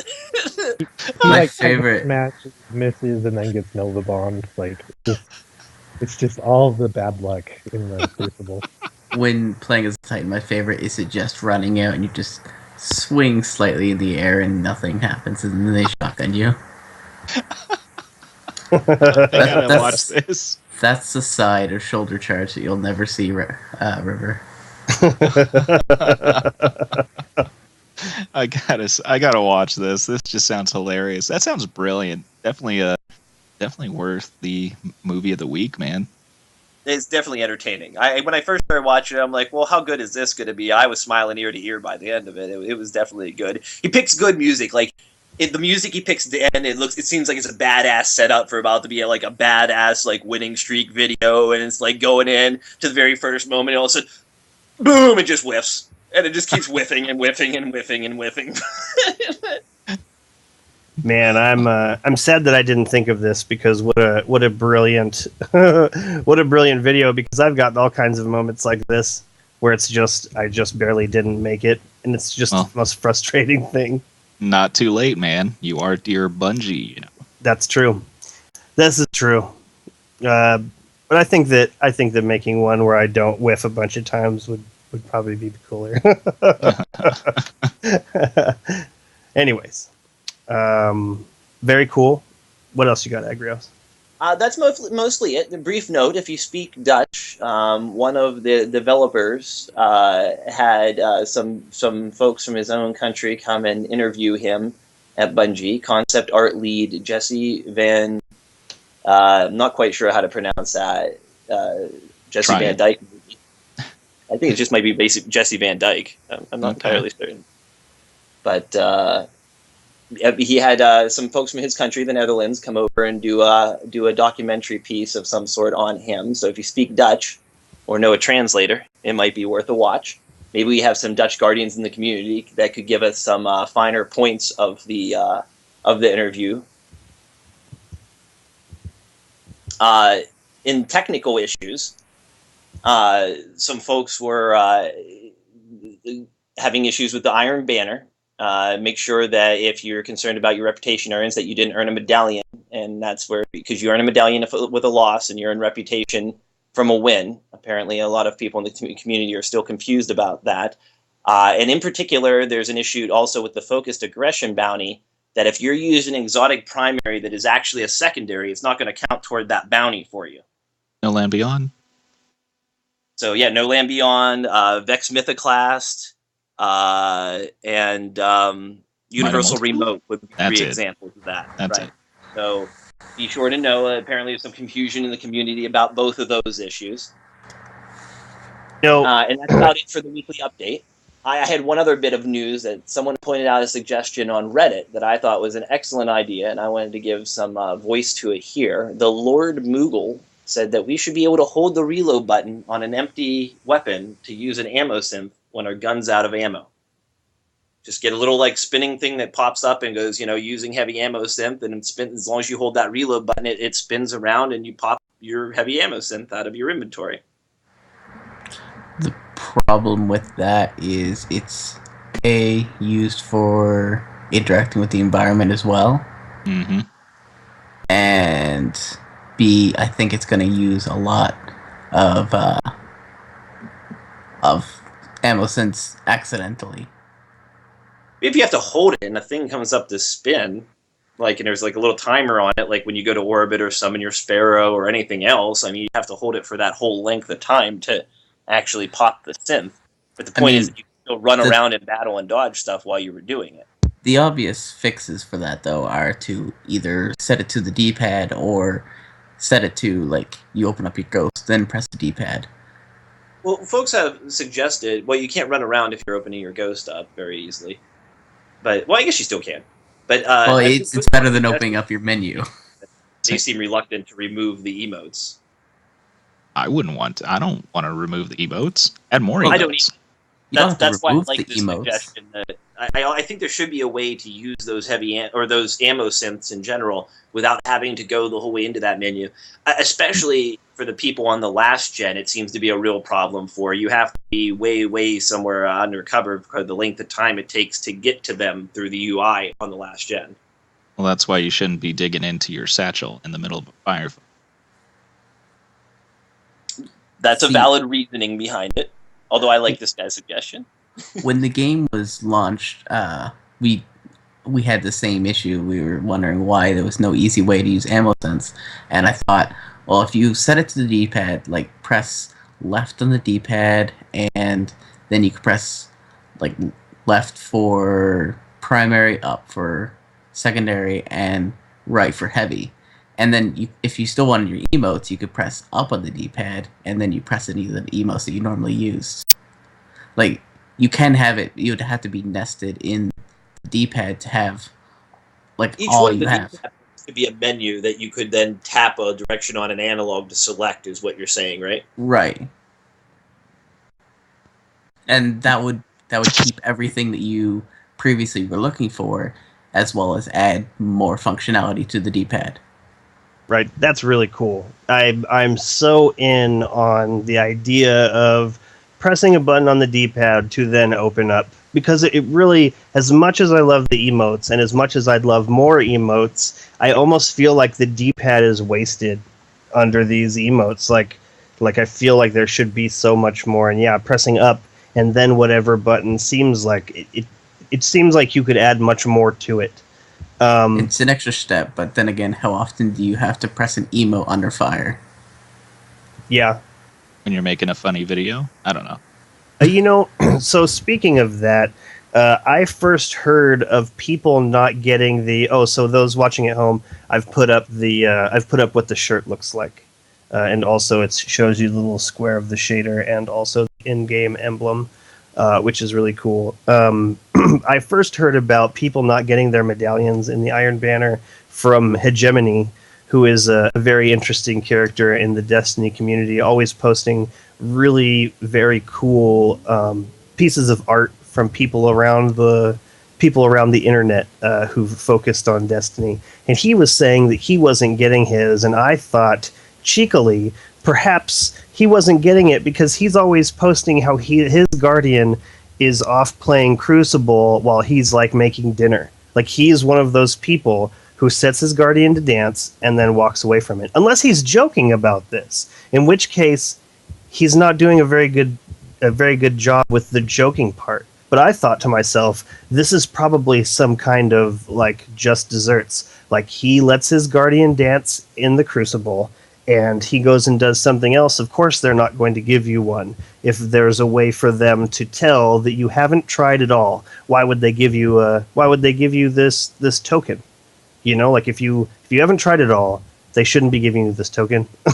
So I thought that might be what that was, but apparently it's an actual thing that a lot of people are going through. It would still be funny if it was only for these Guardians who decided to, I don't know, just mess off while people are competing. So yeah, I don't know. Moving on. Well, that's about all I have for the news this week. Got it. Well, it looks like we're going to be able to cut off quite a bit of time from our last shows, like 13 whole minutes. So, is there anything else any of you guys want to talk about before we head out? You know, there's one thing I want to bring up really quick, and it was just my thought is, you know, the Trials of Osiris and the way that it's set up might be what the MLG community is looking for in hope for Destiny. You know, if a private server is ever hosted for Trials tournaments, then it's pretty easy to say, okay, Team 1 and 2, start matchmaking, and we'll see who wins, and do a tournament that way. So I was kind of excited to see that too for those type of people who are really wanting to see Destiny in the MLG community. I think it's a step in the right direction, but there's some basic structure that needs to be implemented in order to have you go one-on-one without being like, okay, count down 5, 4, 3, 2, 1, Kirish there. No, to like match up to certain people, it's just too clunky at the moment. It's possible, but it's clunky. So hopefully they can add some more tournament-style functionality. Well, if it is a private server and they're the only two people matchmaking on that server, then they're going to get together. Well, I think it only worked that way on the stream just because they are the only two people playing.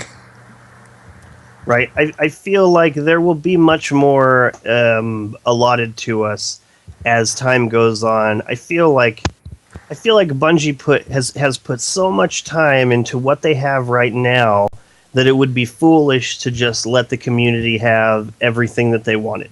You know, like right now, the only way you can play PvP is not is not in private matches. So I feel like they have to really measure out what they give to us. But I feel like they do need to give to us, because really the problem that I have, the reason why I would go back in time right now and get that blacksmith shader is because I thought for certain that there wasn't going to be just a bunch of ugly shaders. I thought to myself, I don't need to give Call of Duty one more pre-order just so I can have this shader, because of course there's going to be awesome shaders in this game. And I was wrong. If I knew then what I know now, I would have bought that shader, because it's one of the coolest shaders. You know, it's one of the coolest shaders. Like the one that's completely red, God of War, who wears that? You know, it's ugly. It's so ugly. What's You only that? had to give them a purchase for 5 minutes to actually get the shader, because they gave you the shader when you pre-ordered right there at the register on your receipt. So you could literally put it into Bungie.net on your phone and cancel your pre-order and get your $5 back right standing in the store. I know, and I tried. that's how much of a crap I don't give about Call of Duty. I couldn't even be bothered to do that, because I figured that Bungie would have my back, that they would have a bunch of different shaders that I would want to use that isn't this one. Like, I did not want to have to go down that road, and I wish that I did. So if you have it, rock it, because it's awesome. It's Oh, super I wear mine all the time. I let GameStop keep my $5, though I never canceled my pre-order, but I never picked up the game either. So you still have it? You can still go back and use that. Yeah, that's still on account. Okay. I thought I heard when that maybe the Bungie deleted that. But Man. if you still got it, you still got it. I might actually go take that from the whatchamacall. Yeah. Yeah. I can pick it up whenever, but I wear it on my Warlock all the time. Man, that's so So- cool. The funny thing is, I never pre-ordered Call of Duty. I actually bought a Xbox like a week or so after. No, it must have been the same day that it came out. But I got my shader from someone in my clan. Awesome. Nice. And it's like, oh, there we go. Yeah, I was actually going to do it, but I don't live anywhere near a GameStop. It's like an hour away. Yeah, I actually had two friends who couldn't get one was in another country and one was just nowhere near a GameStop. So when I went to do it, I pre-ordered 3 copies, got 3 codes, sent the 2 to theirs, and just canceled all 3 pre-orders. Damn. Well, right on. Okay, so unless anybody else has any other Destiny stuff they want to talk about, River, you got anything else? No, not until the shadow. I got a question. Answer. What legendary, like what, I don't know, you don't need to give me a name, but what legendary base type of weapon are you going to try to acquire and re-roll into what first? What is your, I'm going to get this type of gun and I'm going to re-roll it into this when House of Wolves drops? Okay, I don't know, but what I do know is that I'm excited about seeing what all of the vendors are selling. Like I've thought about this. I've put a lot of thought into. I can't wait to look and see what they have. But I'm gonna let the stats speak for themselves, because when I think about a pulse rifle, I generally think about the higher rate of fire, lower impact. But when you look at that 3 little words, that's got a huge impact in comparison. So if there's another one like that there, I'm definitely going to go for that. But it really just all depends. When the House of Wolves dropped, I was pretty let down about the gear, the vendor gear. The Vanguard didn't really have anything cool that I really wanted. I ended up buying some pieces because I had to. But I don't know which one is going to go first. It's all going to depend on what's available. River. The only thing, I don't know exactly which one I want. What I do know, right, Remy, is the one thing that I really want is the most OP weapon that anybody ever freaking carries around with them, and that's a long-range shotgun. A long-range shotgun. I'm going to re-roll a shotgun until I get that perk where you increase the range whenever you aim, or you have some sort of increased range, because that is my bane. So shot package and hammer forged. Hammer forged, yeah. Hey, one of those, Exactly. man. And Or maybe highly actually- recommend- Is I that- highly That's my recommend Achilles the heel. Judgment shotgun from New Monarchy. That's an excellent shotgun to do Ooh. that with. I am New Monarchy. Very good shotgun. I have a level 300 one. It's my favorite regular Crucible shotgun. It has a little bit more range than Found Verdict. The one I have is full auto and last round does bonus damage, I think. And with Hammer Forge, it has more range than Found Verdict maxed out. Crazy. That's my goal. That's a good goal. That's a really good goal and definitely useful. Crimson Warlock. So first off, my personal opinion is that shotgun shouldn't be able to roll any range extending perks. That's just me. Right. But I am actually going to make sure that I have a rocket launcher of every damage type that has tracking on it. Because I hate when I have a rocket launcher that doesn't have tracking and I just miss by a hair or something, like you shoot it and the velocity isn't quite high enough and the object that you're shooting at moves and you miss. So I want tracking on all of my rocket launchers from now on. Okay, so let me give you a little tip of advice. I was way this way, and I would only keep rocket launchers if they had that thing on them. And the worst thing than just missing by an inch is having your rocket track something that you weren't trying to hit. That's why I like prox detonation. I still get the same. All of a sudden a shark, or shank swims out into the open and takes it down. Right. I rarely use rocket launchers in PvE. I was thinking more PvP. Was that River? Can I just say how important rocket launchers are going to be in Trials of Osiris? You think so? Oh yeah, they're going to be hugely important in Trials of Osiris because you can wipe the whole team and win a round with one rocket blast if they're clustering too tight. Yeah, that's true. And that that also only means comes that after every 3 wins. So you're at max going to see heavy twice. Yellowhorn. That's I'm right. taking Yellowhorn in. On the I'm whole going with a tracking thing, proximity detonation one. I have a dead orbit one that has almost maxed reload and maxed velocity with prox detonation. Yellowhorn has prox detonation. It's just a hidden perk. Oh yeah. Yeah, on this the is whole some weird the whole hidden tracking perks. thing that Crimson was talking about. Uh-huh. I just want to point out that I've been using LFG recently for a lot of my Crota and Baltic Glass runs, and I don't have a maxed out Truth or anything like that. I don't have any tracking rocket launchers, so I've been rolling with the Song of Song of Ryud? Oh yeah, Song of Ryud, it's awesome. Yeah, so I've been rolling with that, and I cannot tell you how many times I get made fun of for using that thing because I don't have a great rocket launcher. So I'm kind of with you there, Crimson. Do you not have a hunger? No, I don't. You really need one of them.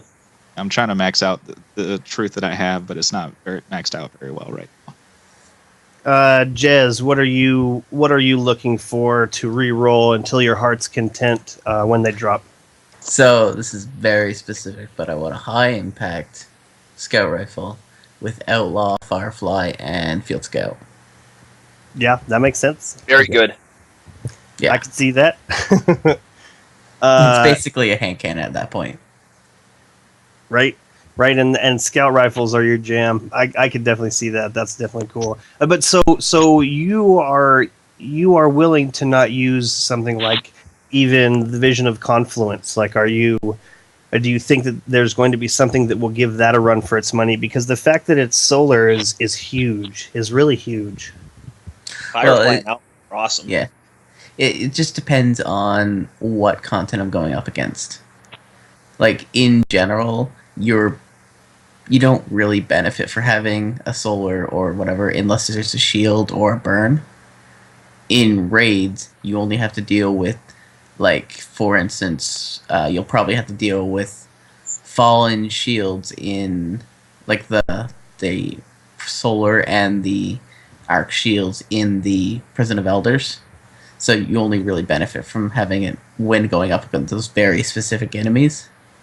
But for all general purpose, you might as well just have that on your sniper rifle to take them out. Good call. Agrios. Well, if I didn't already have the rocket launcher I mentioned before, that would be one of my top priorities for Trials of Osiris. That max velocity, max reload, proc stat rocket launcher would be probably my top priority. Since I already have that, I can upgrade. My top priority is going to be the highest impact pulse rifle I could get. If the data leaks were to be believed, the one called down/out would be the one I want. And I would want to re-roll that for to have full auto, and a number of other perks I'd be happy with, but full auto and field scout for sure. And that would be mainly for using in the Crucible. Man, we are so close and yet so far away. Ogleby in the chat says, I think weapon perks would be cooler as dropped items that could be swapped into guns instead of a random reroll. I agree. I totally agree. This is something that I was hoping that would be from the very beginning. Like, imagine you picked up another scout rifle from the Nightfall, and you don't really want it, but it's got a perk on there that you really want. Like, it's got Firefly. What if you could select a perk, break that whole gun down, and then just have that perk that you could swap into a weapon that you already like? That would be amazing. Although, what's that? Then you'd run into the gamut of hoarding that perk, keeping it in your vault. Absolutely. You'll have like 300 of them, and you'll apply them to all your weapons. Totally. Well, I mean, here's the solution to that. Here, I've seen people have this discussion before. Here's the solution to that. You make your weapon break down into like they already have the perks into like bundles. Like you have your like first perk slot, your 3 hidden perk slot, and your second perk slot, and they're perk groupings.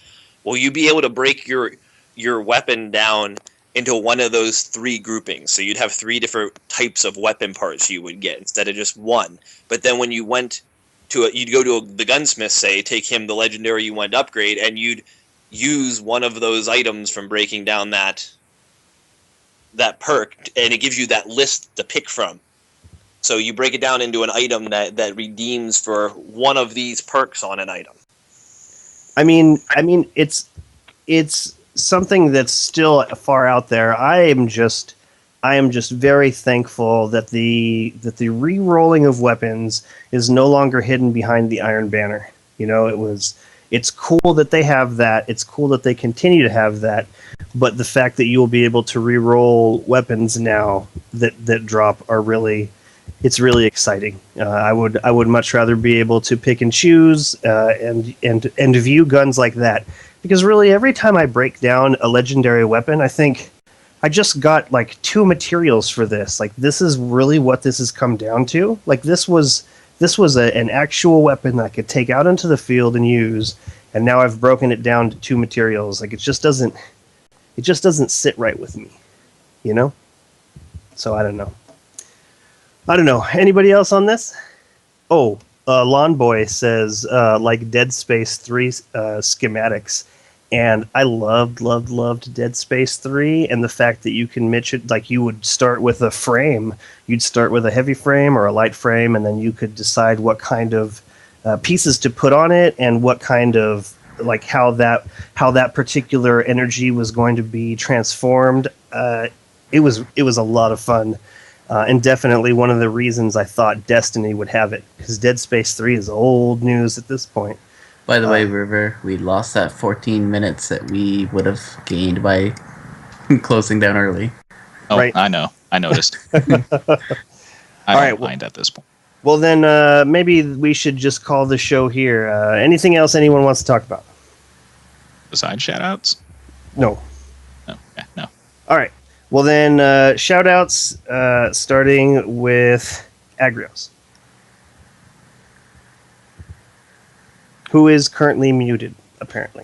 Oh yeah. How about that? I'll give a shout out to Sharks 3D man, my normal fire team partner.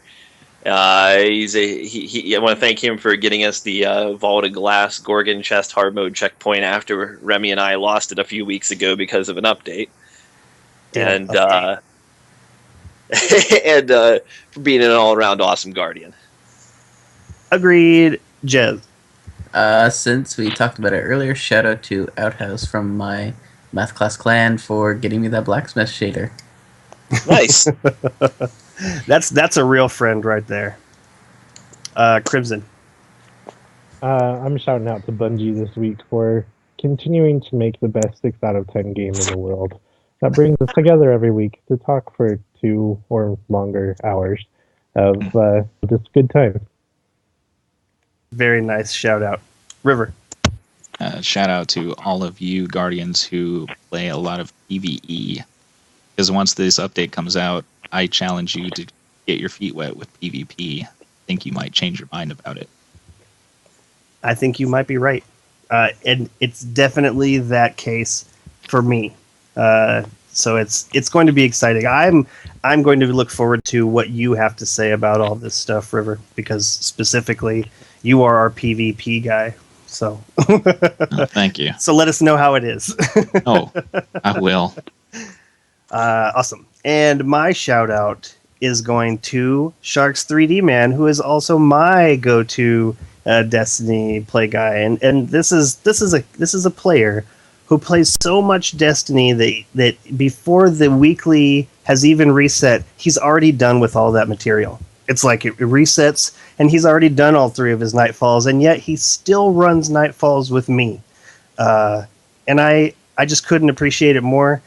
He was there, or no, he was not there when I got my Hawk Moon. And I think that's how this things happen. Congratulations. Probably a good thing. You would have got an earful if he had been there. Right. I don't want to hear him cry, you know? All right. That wraps up episode 38. I would like to thank everyone listening for tuning in. I hope you enjoyed the show. If you have any questions or suggestions for topics to be discussed on the show, please leave them in the comments below or send them to feedback@guardian1.net, and we will see you next week.